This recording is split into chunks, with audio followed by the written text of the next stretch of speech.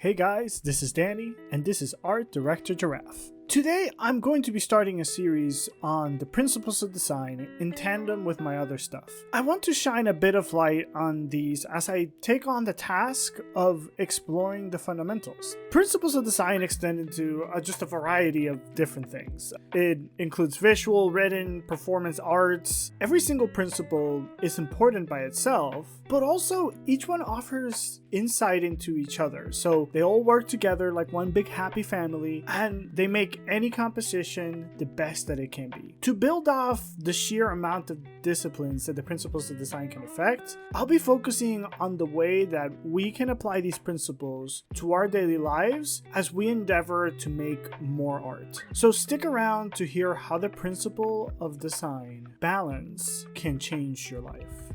The concept of balance in design is a pretty simple one. The literal definition is to make something steady by keeping weight equal on all sides. In art, we do this by creating harmony by using texture, color, value, space. There's a lot of different things that we can use to create this, but there are two main types of balance that you should really know about, and that is symmetrical, in which there is equal balance on both sides of a composition. So pretty much it's a mirrored image on both sides. So if you're drawing a face on one side and you turn on a mirror effect or something along those lines, then you have perfectly symmetrical face.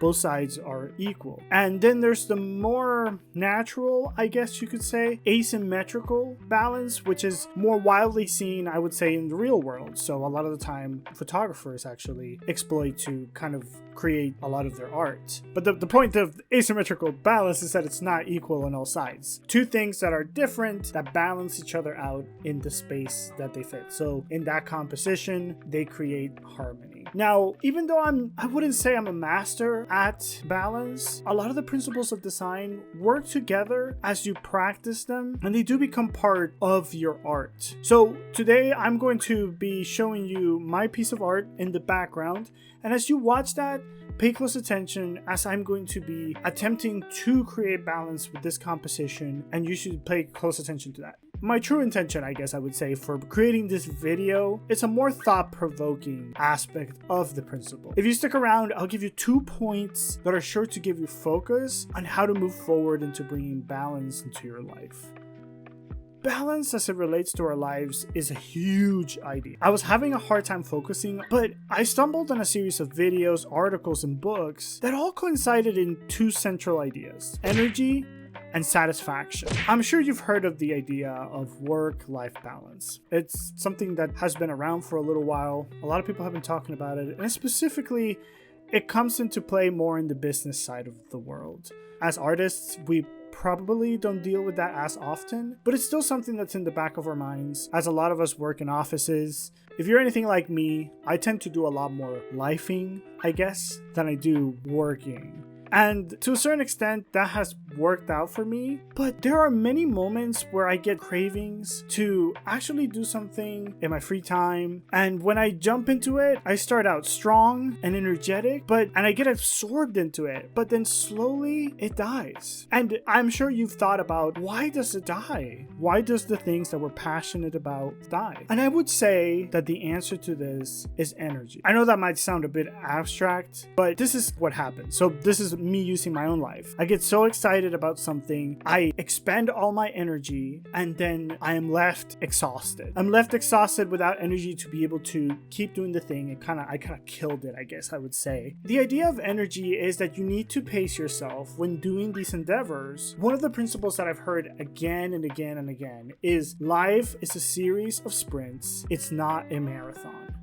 When we decide to have small sprints, we're able to use up a lot of energy and then be able to rest. And that will give us inspiration to do more sprints. A very practical way I've been using this principle in my life is, let's say, for a period of 30 minutes to an hour on something I love, I start working on it, and I stop at a point when I'm still excited about the project. The 2 main places I've heard this principle are from a YouTuber named Freedom and Thought. I'll have his link down below, and a book book by Matthew Kelly titled OffBalance. This book has given me a really good idea of practical ways of finding energy, practical ways of figuring out what I truly value in my life, so I am able to use the energy that I have in the things that I really actually want to do. And this kind of flows right into the next idea, and that is satisfaction. Let's define it real quick as fulfillment of one's wishes, expectations, or needs, or the pleasure derived from this. In the conversation of work and life balance, this word is being used more and more often because people are starting to realize it's not about balancing one thing and the other, but it's about seeing life and work as one thing that you have to find satisfaction in. If you're satisfied with what you do in your free time, then that will transfer into your work time and vice versa. The way I've been applying these principles in my life is by making sure that every day I do one thing at work that I find satisfaction in, and at least one thing at home that does the same. If you love sketching and that is like kind of just a passion thing that you do for 30 minutes to an hour, and you find satisfaction in that, use that to give you energy to kind of push forward during the day. Satisfaction is one of the main things that gives us drive to keep going forward, and it keeps us going for the long run. Make sure you're doing satisfying work. The book OffBalance does have like a series of quizzes that has really helped me figure out what my main values are. I've been able to more quickly find what truly brings me satisfaction. What I would say is try to figure out what are 5 values in your life that all your satisfaction roots from. So sit down and just kind of think about those 5 things that you can do. Now, one last thing that I want to mention, core habits. A lot of the time, core habits are the things that we're going to be using